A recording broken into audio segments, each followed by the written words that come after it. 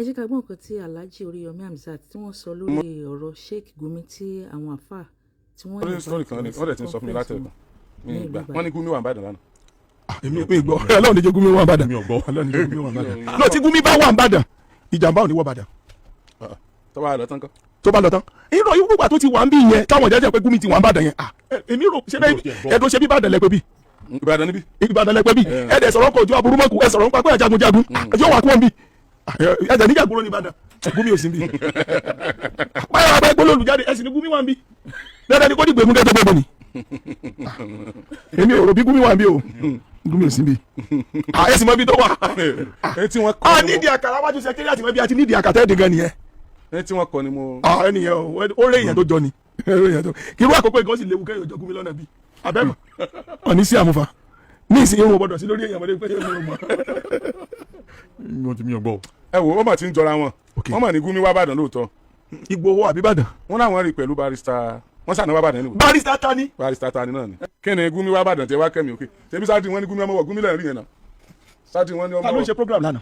wọ́n ṣe program náà ni. no ó ní ẹni ibẹ̀ cover rẹ̀ ta ló ṣe program lánàá. ìwọ ni bẹ́ẹ̀ cover rẹ̀ òyìnbọn bẹ́ẹ̀ náà.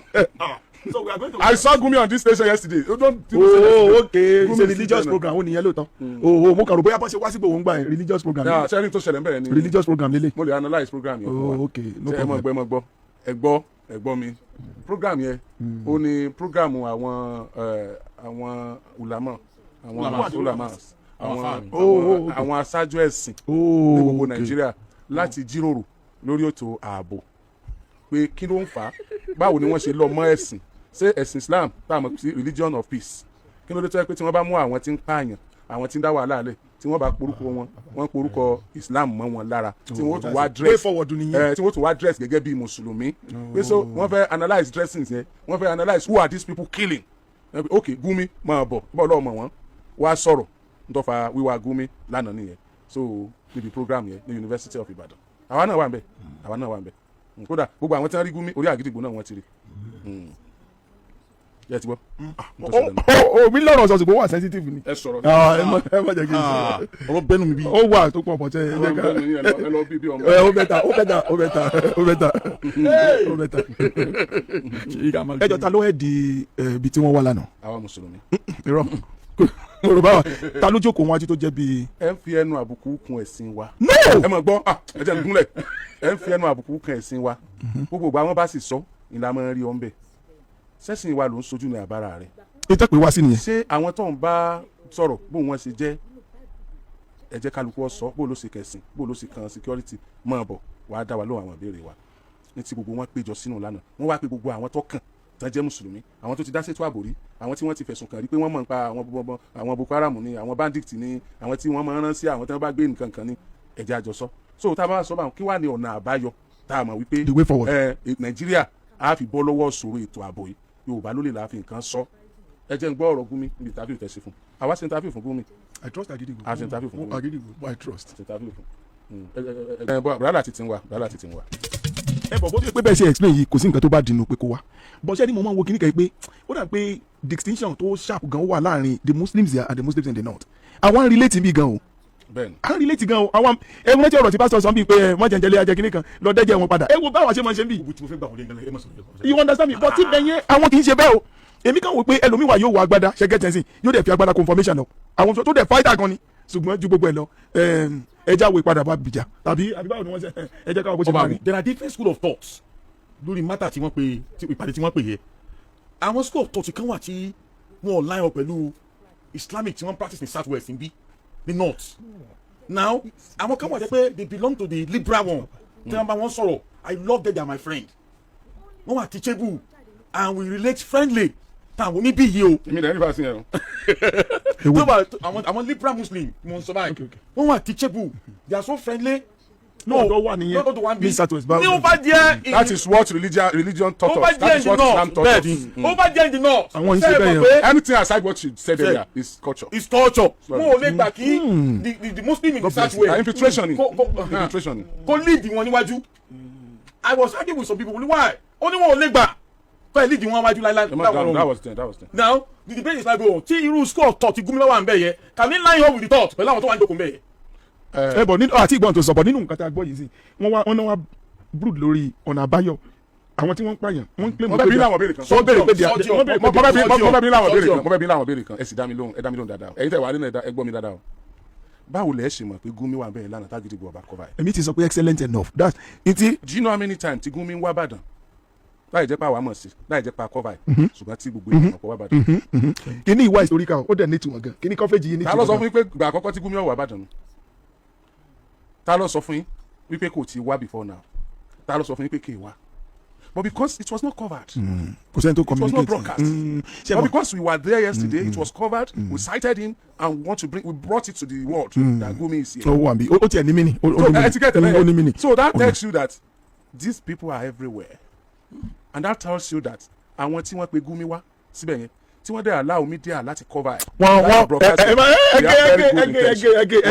irọ́ tiẹ̀ èdè kan wà tẹ ó ti yé mi ẹja gé àní mo là mọ́ pàpà ìdí ẹja gé mo like kódà mo like kí ẹ bá sọ èmi gan àwọn àrùn sẹ́mi náà ẹ ti understand mo like tó sẹ́ tọ́ àti àwọn kọ̀ọ̀kan filter sí wa létí ṣe rí lóòótọ́ pé tamẹ́ríkà bá wa wọ́n á tójú bọ̀ resources wa yes wọ́n á tójú bọ̀ but my question is America ò ní ìdíkan débi kótó ìkún kó resources wa technology ti lọ ganu ayé bí ọ̀rọ̀ ta sọ lẹ́ẹ̀kan ni pé ó lè gbé àwọn tó wà bí gan ni wọ́n á ṣídìí yẹn sílẹ̀ fún America láti máa kó for example àwọn China wà bí nsì iṣẹ́ wo wọ́n ṣe wọ́n mop up àwọn gold wa àwọn resources wa wọ́n kó lọ so wọ́n ní ìdíkan wá kótó ìkún ó ṣe a kàn ní láti wé nǹkan ẹni wọ́n láwọn bọ̀ wá wọ́n fẹ́ extend the hand of fellowship lórí pé àwọn fẹ́ bá ṣẹ́gun agbésùnmọ̀mí pẹ̀lú effort tiwa náà but àwọn kan wò pé tí wọ́n bá wá olè ní wọ́n jà wọ́n padà kó resources wa yóò ṣe bẹ́ẹ̀ lóòótọ́ bọ́ ibo la fẹ́ nínú méjèèjì kó ṣẹlẹ̀. Why are we afraid of Gumi? Created Gumi bá wa. Okay, ṣé kò tó kọ́ bá wa? Kí ló ṣe? Gumi ló máa advocate fún àwọn terrorists. Ó ló advocate wọn not only an advocate for them. ó lọ́wọ́ náà lọ́mọ. Kí ló sọ? Gumi máa ń wọ̀dọ̀ wọn lọ a sì máa bá wọn ya fọ́tò papọ̀ tó sì hàn ẹ sì mọ̀ pé ẹni tí mo fara kín ọba àgúnlẹ̀ sí yìí bó ṣe wọléwòde pẹ̀lú ẹ̀ èkejì nìyẹn. tójú àwọn ìjọba wa fọ ni wọn sọ pọkùnrin yìí sí nǹkan kí wọn tiẹ̀ sọ nǹkan pa ẹ̀ ṣé wọn kí wọn bá sọ nǹkan pa ẹ̀ ẹ̀ tí ọ̀daràn wọn pè lọ́daràn. DSS ò pèrí kan bilé request. what are you saying? wọn pèrí. so àwọn tó pè gan wọn ní defence ìjọba ò pè lọ́daràn ìjọba ò sẹ́kọ̀ọ́sẹ́ tí ọ̀darí. a sì gbọ́dọ̀ pé ní nǹkan tí ìjọba ò tí ì pè. ìjọba bá pè é bóyá ìjọba kan bóyá ìjọba nínú tá a mọ connection ẹ̀ ni. pẹ̀lú ìjọba. do we know it? Okay, why that? Because àti gbọ́dọ̀ pé lẹ́lẹ́sẹ̀. Is Gumi our president? No. Is Gumi our minister of defence? No. Kálọ́ sọ̀rọ̀ ní minister of defence yẹn. ní tó ṣẹlẹ̀ ni pé. so àwọn ìjọba tá a yẹ àwọn kan máa ń wá àtọ́jú ìjọba lọ àwọn kan dẹ̀ wà tó máa ń ju òfin lọ nínú society. so ẹ tó bá ju ìjọba lọ làwọn jù lọ. lè yín náà mo sọ pé kò sí náà àwa ò lè pé lẹ́lẹ́sẹ̀ we can call him a sinner now nítorí ìjọba gangan ò pé bẹ́ẹ̀ so how much more we. kí ló tó bí Gumi pé wọ́n lé padà Saudi Arabia kí ló ṣẹlẹ̀? ẹ̀yin làwọn ẹni fọ́tò yìí pẹ̀lú àwọn agbésùnmọ̀mí kí ló dé? àwọn ìbéèrè tá a fẹ́ bá ṣe rí. tó bá ṣe pé Gumi jẹ́ nìkan tó gbọ́ Yorùbá ni Agidigbo can bring Gumi here láti wá sọ̀rọ̀ wọ́n gbọ́ sincerely wọ́n bá sọ nítorí yìí tí ń ṣẹlẹ̀ Nàìjíríà kò gbé èbó ogun tí ń ṣẹlẹ̀ sí ìjìlá wa yìí kò dẹ̀ gbé èbó kì bá jókòó síbi tí wọ́n bá bí léèrè béèrè ìpè kò gbọ́ Yorùbá. ẹ á sì bí lè bò. bàbá yóò mọ lọ́ngì kò dàbí pé kó ti bọ́ tàbá yìí irú àná yẹn wọ́n bá fún ní báyìí wá ìpè kó wá sọ̀rọ̀ torí lóòótọ́ ìjọba ò pé lẹ́lẹ́sẹ̀ so who are we to call him ẹlẹ́sẹ̀ so àwọn nǹkan kan tó ń ṣẹlẹ̀ ní ó dà pé àwọn kan máa ń wá society tọmọ ju ìjọba lọ. èmi ò Gumi èso lẹ́sẹ̀ o. ọlọ́pàá ló tẹ̀lé yìí. no anybody can ẹ̀yin náà lè gba. even ẹlẹ́sẹ̀ even ẹni tí ìjọba ti kẹ́ ẹ̀ mọ́ sùnmọ́. ebi gbàmúrò bàbá gbà. tí ìjọba ti clear as criminal ọlọ́pàá ló sọ. so that's what I'm saying. clear as criminal náà ló jẹ́ kó ní opportunity. àwa tá à ń wo iṣẹ́ tó ń ṣe ìjọba àwa tá à ń wo iṣẹ́ tó ń ṣe àwa tá à ń wo lápá àbò míì là ń wo bẹ́ẹ̀ ìjọba ò wo bẹ́ẹ̀. definitely kódà bóyá ìjọba ní ṣiṣẹ́ fún Ahmad Gumi ní state backing. ó ní state backing ó ní tí a bá lè léyàn ní Saudi Arabia tó dẹ̀ padà sí Nàìjíríà tá a dẹ̀ rẹ ní bílíọ̀nù pé kí ni nǹkan tó ṣẹlẹ̀ ó fẹ́ pé sẹ́ẹ̀mọ̀ pé ìṣẹ̀lẹ̀ kan ṣẹlẹ̀ láìpẹ́ ní Switzerland. wọ́n celebrate máa yìí nìyà. that is pẹ̀lú tó tiẹ̀ tó ṣẹlẹ̀ gan. wọ́n celebrate ẹni ìṣẹ̀lẹ̀ sì mú mi jẹ́ lójú mi àwọn fíìmù footballer wa nínú trade. wọ́n wà ń bẹ́ẹ̀ mú ní bí iná. máa ń kẹ́sì pé kọ́ńtù wa ni pé terrorist. ẹ sọ parọ́ ni mi ìmọ̀ oníṣẹ́ tán gẹ̀ẹ́sì ẹ̀sẹ̀ dìde tán ṣe sọ pé kó má sọ bẹ́ẹ̀ mọ̀ sọ parọ́ ni lóun náà mo láàkì tán ṣe that's patriotism èèyàn gbọ́dọ̀ fẹ́nu àbùkù tẹ́lú mi ṣùgbọ́n wọ́n sọ bẹ́ẹ̀ ní trade lóòótọ́ but tán gẹ̀ẹ́sì dìde tán wọ́n yarí mọ́ lọ́wọ́. ṣé àwọn tí ń jáde nínú pépà lè rí ni ní tó mọ̀ ń ṣẹlẹ̀ tí ò wọ pépà má pọ̀. àmì tójú rìpọ́tà bá kọ́ ní ó lọ bí ní ó kọ́lẹ̀. tí wọ́n bá mọ̀ kéde pé wọ́n gbé èèyàn kan wọ́n mọ̀ ti gbé èèyàn 1000. bẹ́ẹ̀ ni torí kó mọ̀ fà apprehension. wọ́n sọ fẹ́lẹ́ mi pé tó bá sọ fọlọ́pàá o ló sì mọ̀ sí lọ́bẹ̀ kò ní sọ fọlọ́pàá. àìmọ̀ yẹn ti ń sanwó lọ́wọ́ báyìí tí wọ́n dẹ̀ tán ti dún kòkò mọ́ pé wọ́n gbọ́dọ̀ jẹ́ kẹ́nikẹ́ni mọ̀ sọ bó ṣe rí nù èmi kan ṣebí àná ni Gumi wá àná ló wà. àná yẹn dẹ̀ ni Wednesday tọ́ lọ́wọ́ àṣàmì wa. ó ti padà. pípadà kọ́ ó lè mọ́ ti padà kárò bóyá ó ti padà èèyàn wọkọ̀ lójú yóò pé lọ́bi tí ń lọ. ṣébi Gumi lọ nìkan wọ́n ti ń gbé yàn.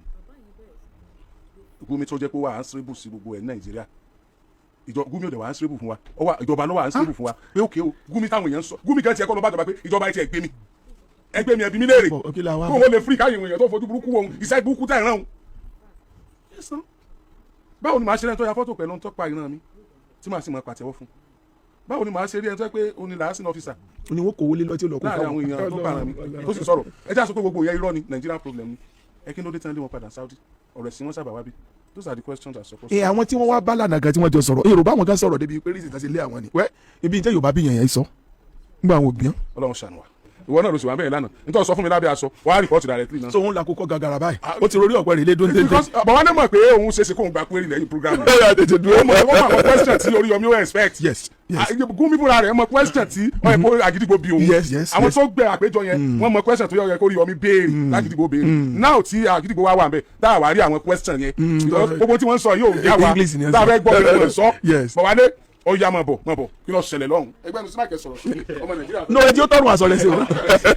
event yẹn ó lọ ó wà successful lánàá ní ICC ní University of Ibadan so nígbà táwa ń bẹ aṣáàbá Sheikh Gumi náà sọ̀rọ̀ lánàá so nínú àwọn nǹkan tó sọ ni pé misrepresentation wà fún àwọn Muslims especially nínú àwọn activities wọn so according to him first statement gan tó máa sọ lórí podium lánàá ni pé nígbà táwọn náà bá wo YouTube táwọn náà bá wo ara wọn bad representation làwọn èèyàn máa ń nípa àwọn kọ́sí táwọn náà bá wo ara wọn máa wò pé ṣáwọn náà làwọn èèyàn. àwọn náà ní Android. àwọn sọ bẹ́ẹ̀ náà pé àwọn náà máa ń wo social media platforms pé àwọn náà máa rí àwọn nǹkan táwọn èèyàn máa ń sọ nípa wọn so according to him he said that even he is just an intermediary or let me say liaison officer between the government and this terrorist group so and whenever he is going there he is never going alone he said it on stage kì í ṣe pé bóyá anything he did àwọn ọlọ́pàá the Nigerian police force so wọ́n sọ pé àwọn yẹn náà ń tẹ̀lé àwọn so according to him ara wọn nǹkan tí wọ́n highlight tí mo dẹ̀ rántí dáadáa àwọn 3 things kan ni wọ́n ní misinterpretation of Muslim scholars àti pé àwọn kan tó bá ti ní irùngbọ̀n lára wọn máa ń believe pé terrorist làwọn then the second one ni pé kọ́ try láti create TV and radio stations láti propagate àwọn nǹkan tí àwọn Muslims máa ń ṣe tó dẹ̀ jẹ́ dáadáa àti pé in terms of education pé ní schools kọ́ máa kọ́ sọ pé èèyàn kọ́ Arabic nìkan kọ́ máa include Arabic yẹn pẹ̀lú bóyá banking and kìnìkan so kó jẹ́ coalition of not just western. àwọn sọ pé Boko Haram Boko Haram. àwọn pẹ̀lú ọ̀rọ̀ tó sọ wọn fara àwọn kò jẹ́ liaison officer láti mediate. a negotiator. yeah a negotiator. gọ́ọ̀mẹ̀ntì gan ló appoint wọn. wọ́n jẹ́ sọ pé gọ́ọ̀mẹ̀ntì náà mọ̀ ń pa ẹ̀ pé anytime táwọn náà bá dẹ̀ lọ síbẹ̀. ìdí tí wọ́n ṣe lè question wọn nìyẹn lórí ọ̀pẹ wọn dáhùn padà. anytime táwọn náà bá dẹ̀ lọ síbẹ̀ pé àwọn ò dá lọ rí pé Nigerian police force máa ń tẹ̀lé. ìdẹ́mi ìsí pé ọbẹ̀ pé wọ́n disgrace Gumi gan ní Saudi Arabia ó yẹ kí Nigerian government lè fight nìyẹn. kò lè fight. no I have my reason. Gumi náà kò lè fight. no Nigerian government bad representation wọ́n bá image wa jẹ́ láti no wọ́n image Gumi kọ́. Gumi náà kó bínú sí ìjọba pé an insult to one Nigeria is an insult to everybody. you don't get it. Gumi náà kó bínú sí ìjọba pé ẹran mi ń ṣe iṣẹ́ tí mo ṣe ẹ̀yin ni mo ń ṣiṣẹ́ fún wọ́n wá embarrass mi bẹ́ẹ̀ yẹn ẹ wá dákẹ́ can't you defend. tí mo sọ pé ó yẹ kí gọ́ọ̀mẹ̀ntì Nàìjíríà wà lè bá Saudi jansin nígbà tó ṣe pé ìta àti Gumi mọ̀ sí ni pé is a chartered negotiator tí ó pé ó ní ọwọ́ gọ́ọ̀mẹ̀ntì lẹ́yìn láti ṣiṣẹ́ tó ń ṣe because the word Gumi in Nigeria lọ́dọ̀ mi tí bá ṣe bí ọ̀sán ọdẹ yìí tí bá ti gbọ́ Gumi èyí ó wẹ̀yìn pé ìbọn nìyẹn gẹ́tẹ̀ sí. negotiator is allowed under the law. no in diplomacy wọ́n mọ̀ ní chartered negotiators àwọn ọmọ gbogbo olú àwọn Henry Kissinger gbogbo àwọn nǹkan tó ń ṣe they are diplomat of kinní of time so irú ẹ̀ máa ń wà dáadáa. ó padà sọ́dọ̀ ìjọba náà bá mọ ìdí ẹ̀wọ̀n ké lórí ètò yìí ó yẹ kí ìjọba pe Gumi ó yẹ kí ìjọba pe Gumi. ó kẹ́ ti sọ́nsìn. ìdí tí wàá yé yín báyìí ó ti ìjọba ò fi gbé Gumi tí wọ́n fi lè gbé lọ́ra Gumi níṣẹ́ nǹkan tó ń ṣe wọ́n ní àtìlẹ́yìn gọ́ọ̀mẹ̀ntì. ta ni Gumi báwo ni retire military officer ni retire military officer ni retire military officer mo mọ̀ yẹn dáadáa. so báwo ni ó ti ní líǹkì yẹn ṣé ìjọba ló fún ní líǹkì yẹn ni àbí torí dressing. no èyàn máa ń volunteer rẹ̀ yẹn o tí n bá mọ̀ pé aspect yìí security aspect ní tí n bá mọ̀ pé aspect yìí mo gbóná bẹ́ẹ̀ dáadáa I can follow tí wọ́n bá ń sọ̀rọ̀ pé media sìn tó lọ́sìn ló bá sìn mo lè volunteer pé I can be your media person torí pé mo pé láì mi nìyẹn ṣe pé security expert ni ẹ̀yin kan tó ṣe yẹn náà is still part of security pé ní embassy Nigeria or any embassy yẹn mọ̀ ní military department security department so ó nírú opportunity yẹn náà fi ṣe charter negotiator iṣẹ́ ẹ̀ ló ń ṣe bó ṣe wà gan wọ́n lè máa fún lówó a máa ṣiṣẹ́ yẹn. a máa gbowó is a charter negotiator bó ṣe wọ́n yẹ kó ní school tó pé yóò tún máa train àwọn èèyàn tó bí wọ́n ṣe náà. hello. no charter negotiator tí ìjà bá ń ṣẹlẹ̀ níbì kan láàrin àwọn community méjì wọ́n lọ appease wọn ẹ̀rẹ́sẹ̀ wọn ni charter negotiator kò mí kò jẹ́ pé lórí Boko Haram. no anywhere anything the crisis bá wà any crisis will take place.